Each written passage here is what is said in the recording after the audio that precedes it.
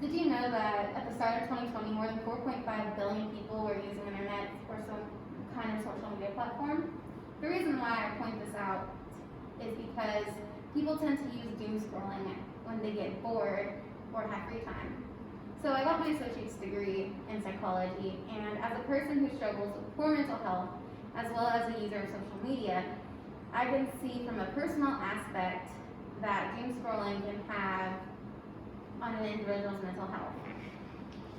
In this presentation, I will be talking more about what doom scrolling is and why doom scrolling happens and what the solutions are to doom scrolling. A lot of people may be curious what doom scrolling is, and another term that comes to mind is that it dooms surfing, right? And these two words have a definition that can be described as an act large quality and negative news via online in a slightly obsessive manner despite an onset of anxiety, which you can use your computers and tablets and smart devices to self-diagnose and try to look up problems, which then you get into this aspect of digging down deep. Well, mental health experts have stated that doom scrolling can be detrimental to an individual's mental health. The reason why they believe this to be true is because there have been studies shown that poor mental health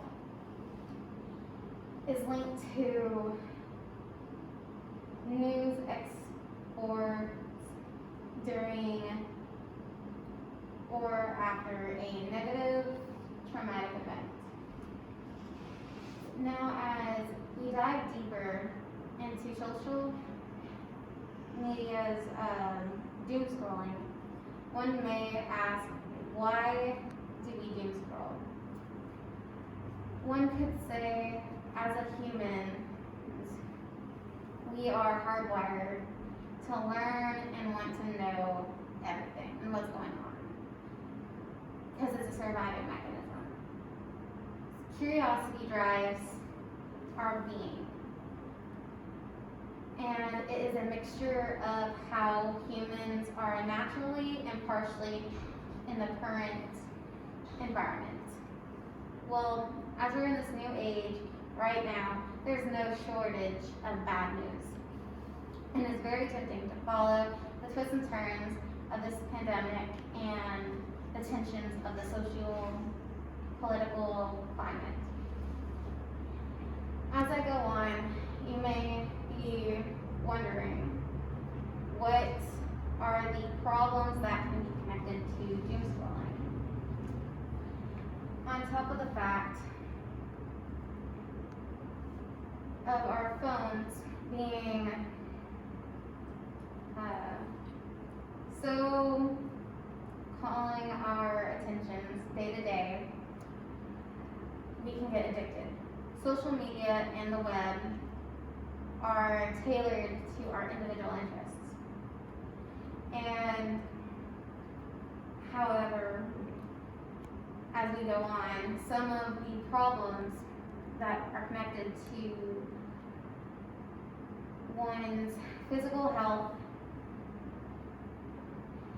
can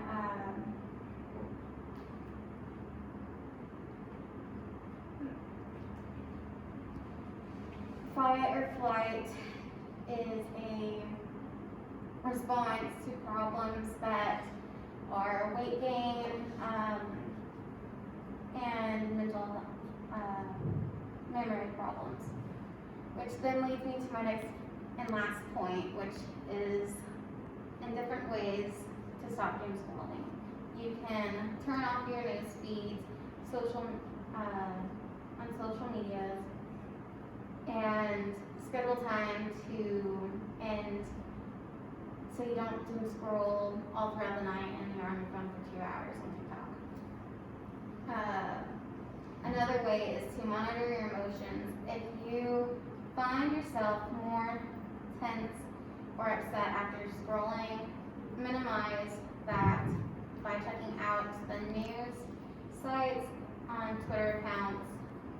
So just don't be afraid to unfollow, mute, or block. As I bring the speech to a conclusion, individuals need to be seriously concerned on doom scrolling and just be cautious.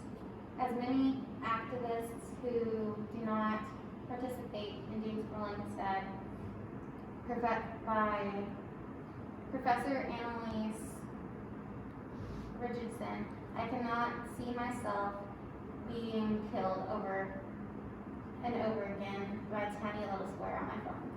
Can I ask you the same?